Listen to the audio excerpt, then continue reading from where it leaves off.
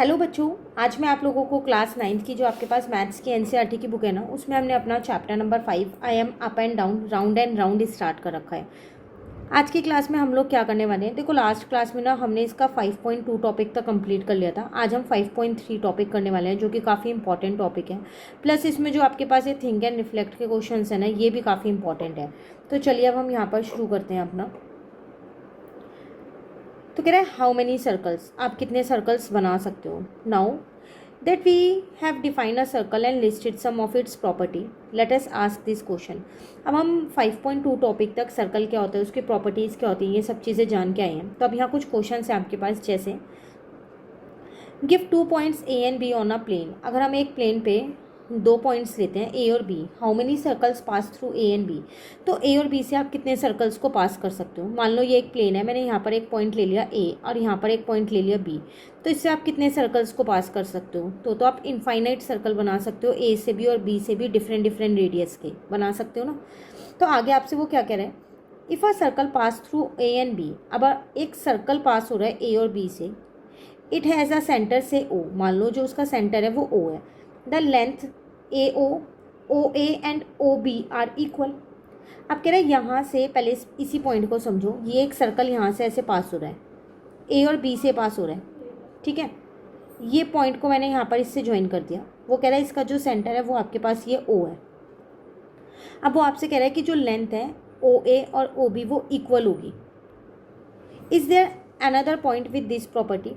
क्या कहीं और भी ऐसा पॉइंट हो सकता है, मतलब अगर मैं कहीं और पॉइंट लूँ तो ऐसा पॉसिबल है कि उनकी लेंथ भी ओ ए और ओ बी के इक्वल हो। डेफिनेटली पॉसिबल है। तो yes, the mid point of the segment A B. तो इसका जो मिड पॉइंट होगा ए बी का, ए बी एक सेगमेंट है ना, लाइन सेगमेंट, इसका जो मिड पॉइंट होगा उस पर ये प्रॉपर्टी पॉसिबल है।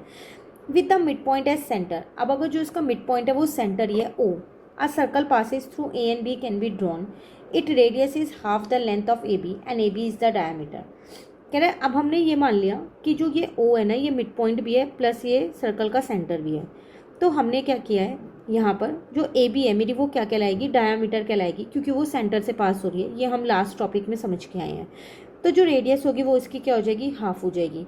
अब आप इस सेंटर से कहीं पर भी पॉइंट बना सकते हो, तो ये प्रॉपर्टी हर जगह फॉलो होगी। जैसे ओ डी जो है वो ओ सी के इक्वल होगा, ओ ए के और ओ बी के भी इक्वल होगा, क्योंकि वो सब क्या है आपके पास सर्कल की रेडियस है, ठीक है।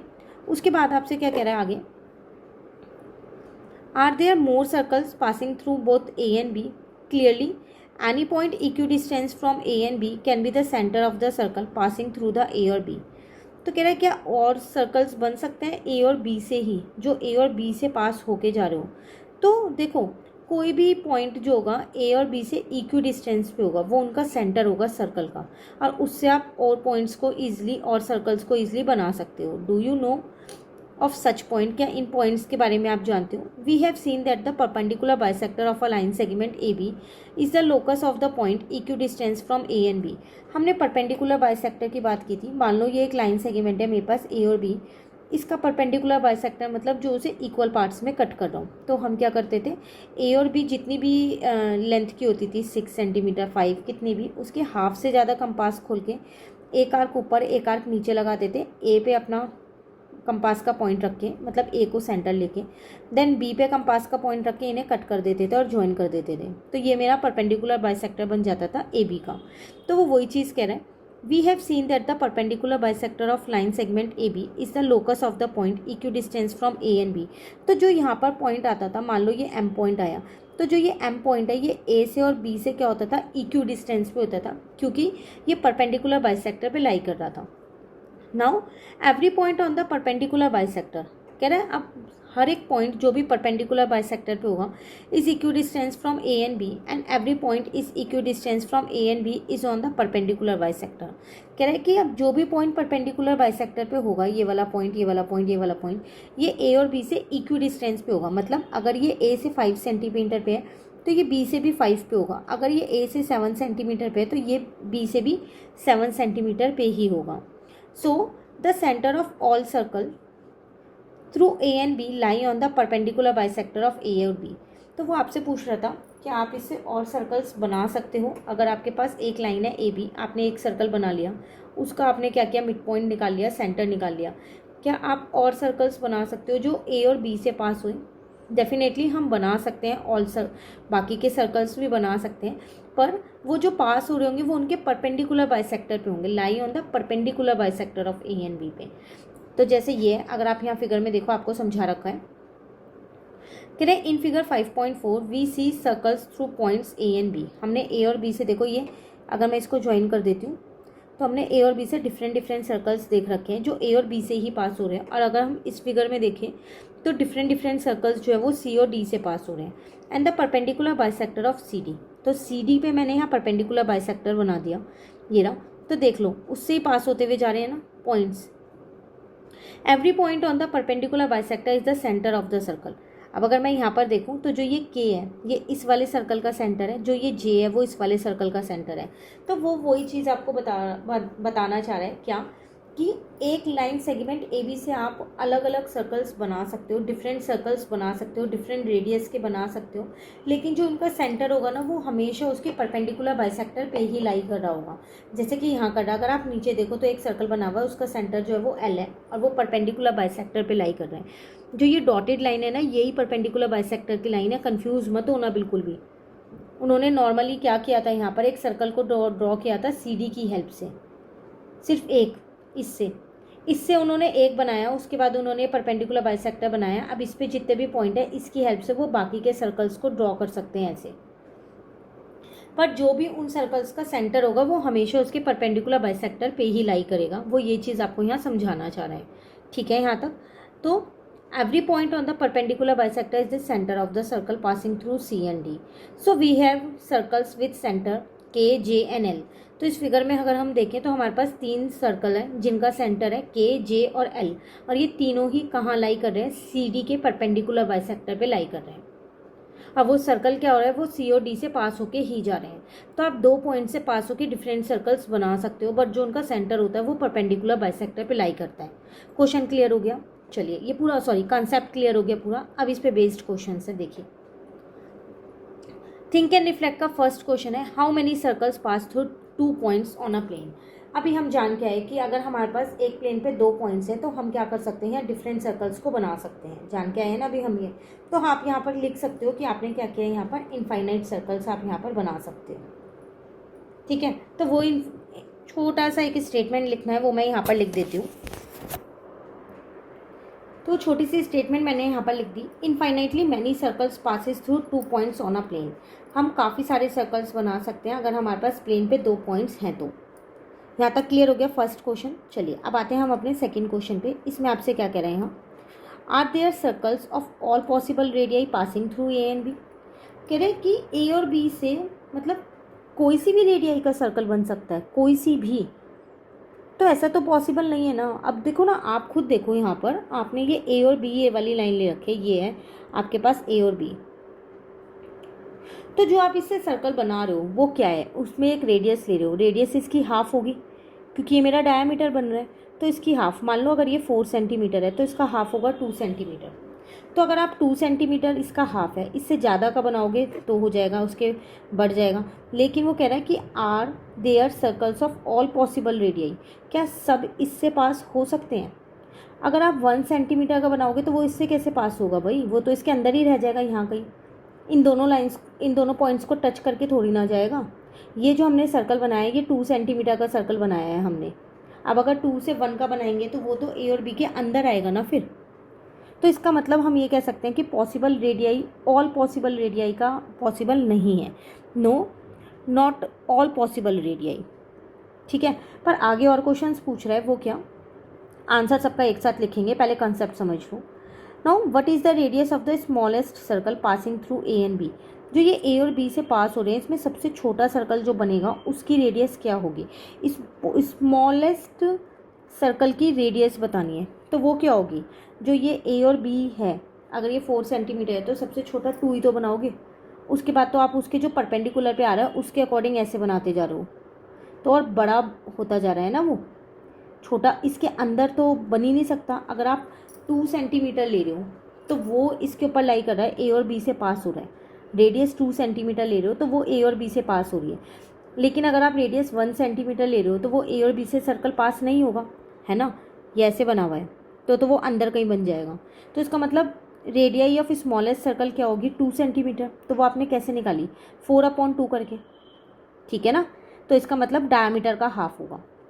फिर एक और क्वेश्चन है, what is the radius of the largest circle. बड़े सर्कल की क्या होगी। ये तो आप कितना भी बड़ा करते रहो, इसको और बड़ा कर लो, फिर और बड़ा बना लो, ऐसे तो आप इसे कितना भी बड़ा बना सकते हो ना। तो क्या मैं लार्जेस्ट की रेडियस कभी बता पाऊँगी, नहीं, उसकी कोई लिमिट ही नहीं है ना।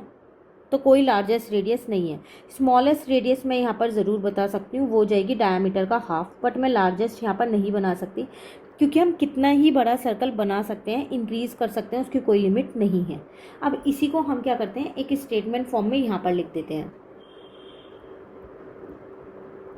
तो मैंने यहाँ लिख दिया, no not all possible radii. सारी रेडियाई का सर्कल नहीं पास हो सकता ए और बी लाइन से, ठीक है। नाउ स्मॉलेस्ट पूछी थी, the smallest possible radii is A B upon में 2, मतलब डायमीटर का हाफ। और लार्जेस्ट पूछी थी, उसकी कोई लिमिट नहीं थी, तो वो भी यहाँ लिख देंगे। There is no largest radii या रेडियस, इट कैन इंक्रीज, वो तो बढ़ता रहेगा ना, जितना बड़ा सर्कल होगा उतनी बड़ी रेडियस हो जाएगी, विदाउट लिमिट, इसमें कोई लिमिट नहीं है। क्लियर है क्वेश्चन नंबर 2। चलिए अब आते हैं थर्ड क्वेश्चन पे। अब आपसे क्या कह रहे हैं, as you move away from segment A B along its perpendicular bisector do the radii of the circle containing A and B increase और डिक्रीज। काफ़ी अच्छा क्वेश्चन है।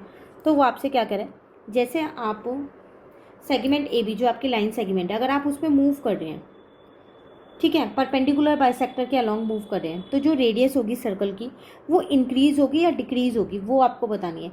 तो सबसे पहली बात यहाँ पर आपको एक चीज़ समझनी पड़ेगी।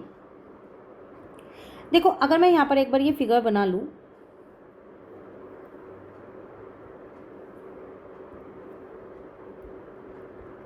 इसी फिगर में समझाती हूँ, चलो और अच्छे से क्लियर हो जाएगा। देखो वो आपसे क्या कह रहा था, आप इसके अलॉन्ग मूव कर रहे हो, as you move away from segment A and B along it perpendicular bisector. जैसे आप, ये आपकी लाइन है वो लाइन सेगमेंट सी डी, और आप ऐसे मूव कर रहे हो, तो जैसे जैसे आप इससे मूव अवे होते जा रहे हो, इससे दूर होते जा रहे हो, तो आप देख रहे हो कि जो इसकी रेडियाई है वो इंक्रीज़ होती जा रही है। मतलब इस सर्कल की जितनी रेडियस होगी उससे ज़्यादा इसकी होगी, है ना। और एक और मैं बना दूंगी तो अब इसकी और ज़्यादा होगी। तो जैसे जैसे आप मूव कर रहे हो away from segment A B या फिर सी डी, जो भी नाम ले रहे हो, ये रहा ए बी आपका, इससे भी ये और ये, तो जो बाहर वाला ये वाला सर्कल है इसकी रेडियस ज़्यादा होगी, इसकी कम होगी, इससे और कम होगी। तो रेडियस इंक्रीज़ हो रही है ना, जैसे जैसे आप जाते जा रहे हो, मूव करते जा रहे हो उसके परपेंडिकुलर बाइसेक्टर पे। तो वही चीज़ आपको यहाँ पर लिख देनी है बस। तो इस चीज़ को मैं यहाँ लिख देती हूँ, as you move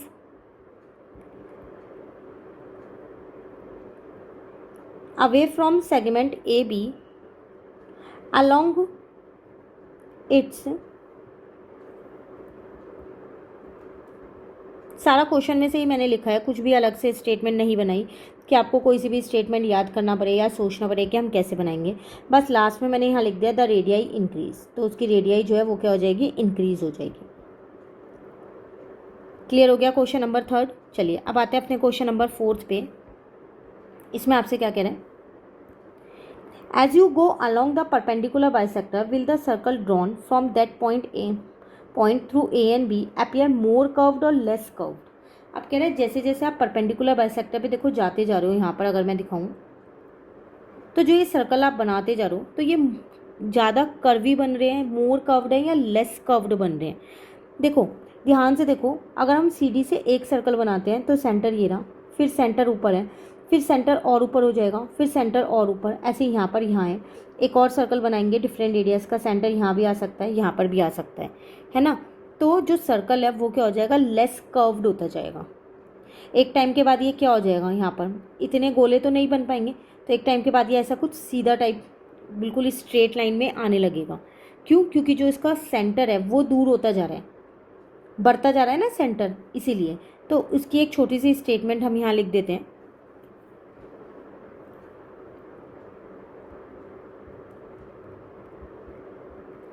the circle become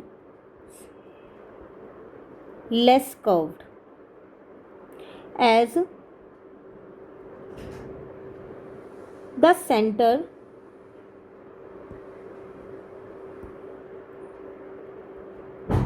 move farther away.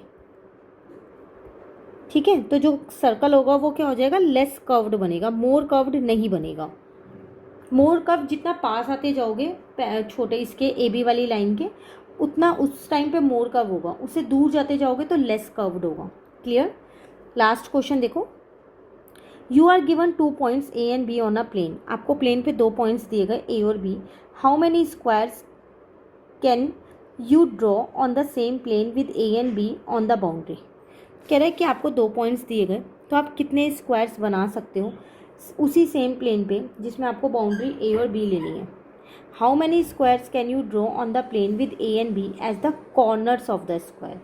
आप कह रहे हैं उनके कॉर्नर्स पे हाउ मैनी स्क्वायर्स आप उस प्लेन पे जिसमें ए और बी है विद ए और B as the corners of the square. तो एक साथ इसमें आपसे 2 क्वेश्चंस पूछे गए। तो पहले हम फर्स्ट वाले क्वेश्चन का देखते हैं। फर्स्ट वाले क्वेश्चन में आपसे कह रहा था कि आपके पास 2 पॉइंट्स हैं प्लेन पे। अब मैं यहाँ पर वो 2 पॉइंट्स बना लेती हूँ। ये रहे वो प्लेन पे मैंने 2 पॉइंट्स बना लिए। कह रहा है how many circles can you draw on the same plane with A and B on the boundary. इसकी जो ये बाउंड्री है इस पर आप कितने स्क्वायर्स बना सकते हो। तो देखो यहाँ पर तो अगर मैं इसी लाइन पे देखूँ तो इनफाइनाइट्स पॉइंट है। अगर मैं डिफरेंट पेन से मार्क करूँ तो यहाँ डिफरेंट इनफाइनाइट्स पॉइंट है ना। तो इसका मतलब आप हर एक को ज्वाइन करके डिफरेंट डिफरेंट स्क्वायर्स बना सकते हो। तो आप एक तरीके से इनफाइनाइटली मैनी स्क्वायर्स बना सकते हो ए और बी बाउंड्री पे, बना सकते हो ना। तो पहले हम फर्स्ट का आंसर यहाँ पर लिख देते हैं। तो मैंने यहाँ लिख दिया with A and B on the boundary of the circle या ऑफ द स्क्वायर। स्क्वायर की बाउंड्री थी ना वो, एक बार चेक कर लेते हैं हम। यहाँ पर यही था ना।